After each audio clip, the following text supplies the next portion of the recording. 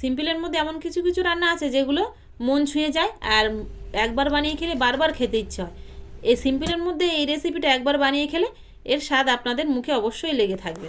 3-4 মাস হয়ে গেল, তবুও কিন্তু নিম ফুলগুলো দেখুন এখনো সেইভাবে ভালো। এই বর্ষাকালটা খারাপ হয়ে যাওয়ার চিন্তা থাকে, তো মাঝে মধ্যে রৌদ্র দিয়ে রাখলে কিন্তু এরকম ভালো থাকবে। আপনারা 1 থেকে 2 বছর বলেছিলাম হামেশাই রাখতে পারবেন এই নিম ফুল সংরক্ষণ করে। আর আমরা কিন্তু সকলেই জানি নিম ফুল বা নিম পাতা এই দুটো শুক্তো বানিয়ে খেলে শরীরকে সব থেকে সুস্থ রাখে, ঠান্ডা রাখে। উচ্ছে বা আরো অন্যান্য কোনো কিছু শুক্তো বানালে তার থেকে নিম শুক্তো খেলে শরীরকে সুস্থ রাখে। আর দেখবেন এর স্বাদটাই কিন্তু সম্পূর্ণই আলাদা, অসাধারণ খেতে হয়। বেশ কিছু মাস আগে কিন্তু আমি এই নিম ফুলটা বানিয়ে রেখে দিয়েছিলাম কৌটোয় ভরে। আজকে এই নিম ফুল দিয়ে শুক্তো বানাবো, একদম সিম্পলের মধ্যে শুক্তোটা কিন্তু দারুণ হবে। আমি চাল কুমড়ো দিয়ে শুক্তোটা বানাবো না, এখানে একটা লাউ নিয়েছি, লাউ দিয়ে শুক্তোটা বানাবো। আশা করছি আপনাদের ভীষণ ভালো লাগবে। পুরো ভিডিওটা প্রথমের থেকে শেষ পর্যন্ত দেখলে আমার পাশে থেকে। শুক্তো কিন্তু আমরা অনেকেই খেতে পছন্দ করি, আর বাচ্চাদের যদি আপনারা এরকম শুক্তো করে যান তাহলে খুব ভালো হয়। কারণ বাচ্চারা তো হঠাৎ মাত্র এখন কিন্তু প্রায় প্রত্যেকে কৃমির ওষুধ খায়, তো সেটা আর খেতে লাগে না। আর বাচ্চারা তো খেতে চাইবে না, কিংবা বাচ্চাদের কৃমি ট্যাবলেট দেওয়াটাও কিন্তু ক্ষতিকারক। তো তার থেকে এরকম শুক্তো একটু মাঝে মধ্যে যদি করে দেন তাহলে কিন্তু বাচ্চাদের শরীরও সুস্থ থাকবে। এবার রান্নাটা করার জন্য প্রথমে আগে খোসাটা ছাড়িয়ে নেবো লাউয়ের। এই শুক্তোটা আপনারা চাল কুমড়ো দিয়েও করতে পারেন, তবে আমার লাউ শুক্তোটা ভালো লাগে। লাউটা জলের মধ্যে দিয়ে পরিষ্কার করে ধুয়ে নেব। আমি কাটার আগে এমনি ধুয়ে নিয়েছি, তবু আরেকবার ভালো করে ধুয়ে নেব। কাটার পরে কিন্তু লাউ ধোয়া যায় না, তাহলে লাউর মধ্যে জল টেনে নেয়। এবার লাউটা একটু চৌকো চৌকো পিস করে কেটে নেব। নিম ফুল আর নিম পাতা যেরকম উপকার আছে শরীরকে ঠান্ডা রাখে, লাউ কিন্তু ওরকম উপকারী একটা সবজি। এই লাউটা কিন্তু ওরকম শরীরকে ঠান্ডা রাখতে সাহায্য করে। অনেক সময় লাউ দিয়ে কিন্তু এরকম মাছের ঝোল খায়, তো ভালো লাগে লাউ দিয়ে মাছের ঝোলটা। তো আপনারা শুক্তোও রান্না করে দেখবেন, এরকম মোটা মোটা করে দেখবেন, শুক্তোও ভালো লাগবে। লাউগুলো কিন্তু বেশ এরকম মিডিয়াম সাইজ করে কেটে নিয়েছি, খুব বড় না আবার খুব কিন্তু ছোট না। সবজিগুলো কেটে নিয়েছি, এবার রান্নাটা করে নেব। তবে রান্না করতে কিন্তু খুব বেশি সময় লাগবে না, আপনারা দেখতে থাকুন, খুব কম সময়ের মধ্যে এই রান্নাটা হয়ে যাবে।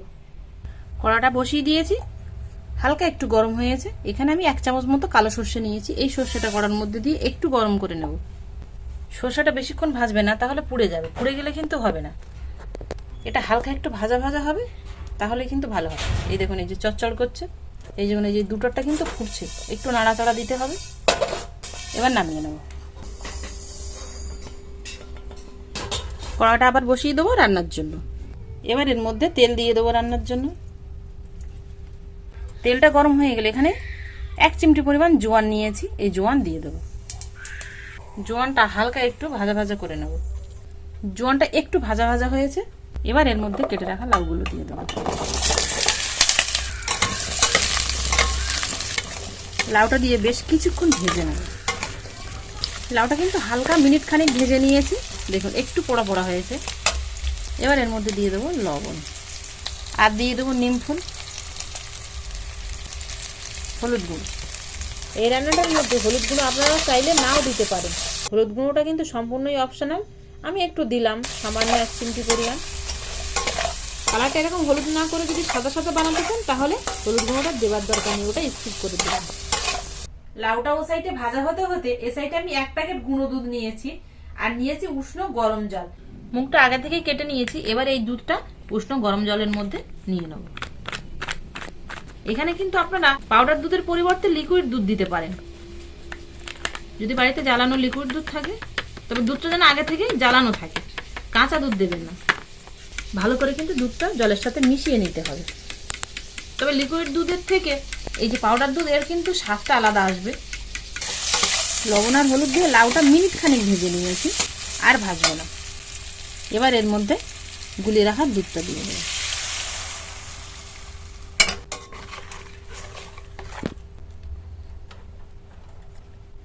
লাউটা যত ফুটবে লাউ থেকে কিন্তু জল ছাড়বে, সেই জন্য টোটাল এখানে আমি 3 কাপ মতো জল দিয়েছি। এই জলের মধ্যেই লাউটা রান্না করে নেব। এবার লাউটা সেদ্ধ হওয়ার জন্য একটা ঢাকনা চাপা দিয়ে দেবো। লাউটা সেদ্ধ হতে হতে এ সাইডে সর্ষে ভাজাটা একটু গুঁড়ো করে নেবো। একদম কিন্তু মিহি গুঁড়ো করবো না, পাউডারের মতো মিডিয়াম কচি কচি থাকবে, এরকম গুঁড়ো করে নেবো। লাউটা সেদ্ধ হওয়া পর্যন্ত লো থেকে মিডিয়াম ফ্লেমে রান্না করে নিতে হবে ঢাকনা চাপা দিয়ে। মাঝখানে একটু চাপাটা খুলে দেখবো কি অবস্থায় আছে। মাঝে মধ্যে একটু চাপা খুলে আবার নেড়ে দিতে হবে, নইলে কিন্তু দুধ দেওয়া আছে তো নিচে বসে গেলে তখন আবার লেগে পুড়ে যাবে। সেই জন্য একটু চাপাটা খুলে এইভাবে নাড়াচাড়া দিয়ে নিতে হবে। আবারও ঢাকা চাপা দিয়ে দেবো। শুক্তো রান্নাটা কিন্তু হয়েই গেছে, আর এরকম একটু গায়ে গায়ে গ্রেভিটা রাখবেন তাহলে ভালো হবে ভাতের সঙ্গে খাবার। আর লাউগুলো দেখুন ঠিক এরকম কিন্তু সেদ্ধ হয়ে গেছে, আমি আর গালিয়ে দিলাম না, এরকম গোটা গোটাই থাকবে। দেখুন এরকম সেদ্ধ হয়ে গেছে কিন্তু গোটা গোটা থাকবে। নামানোর আগে রান্নার মাপ অনুযায়ী 2 চিমটি মতো চিনি দিয়ে দেবো। শুক্তোয় কিন্তু চিনিটা অবশ্যই ব্যবহার করে। এবার দিয়ে দেবো সর্ষে গুঁড়োটা। সর্ষেটা দিয়ে নেড়ে চেড়ে নিতে হবে, নিয়ে এটা নামিয়ে নিতে হবে, তাহলে ফ্লেভারটা খুব ভালো থাকবে, মানে কাসন পোড়ার ফ্লেভারটা কিন্তু থাকবে। এবার নামিয়ে নেব। এবার একটা প্লেটে ঢেলে নেব। একটু পাতলা আছে, কিন্তু এটা যখন ঠান্ডা হয়ে যাবে এই গ্রেভিটা কিন্তু একদম গায়ে গায়ে এঁটে যাবে। তো এরকমভাবে নামিয়ে নেবেন, নইলে আবার যখন ঠান্ডা হয়ে যাবে তখন কিন্তু আঁটো আঁটো হয়ে যাবে, তখন আর কিন্তু আবার ভাতের সঙ্গে শুকনো শুকনো মনে হবে।